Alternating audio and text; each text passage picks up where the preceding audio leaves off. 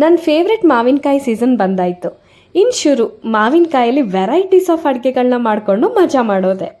ಮಾವಿನಕಾಯಿ ಉಪ್ಪಿನಕಾಯಿ, ಮಾವಿನಕಾಯಿ ಚಿತ್ರಾನ್ನ, ಮಾವಿನಕಾಯಿ ತೊಕ್ಕು, ಸಾರು, ಗೊಜ್ಜು, ತಿಳಿ ಸಾರು, ಬೇಳೆ ಸಾರು, ಮಜ್ಜಿಗೆ ಜೊತೆಗೆ ಸೈಡಲ್ಲಿ ಮಾವಿನಕಾಯಿ ಉಪ್ಪಿನಕಾಯಿ ಇದ್ಬಿಟ್ರೆ 2 ತುತ್ತು ಜಾಸ್ತಿನೇ ಒಳಗೆ ಹೋಗುತ್ತೆ.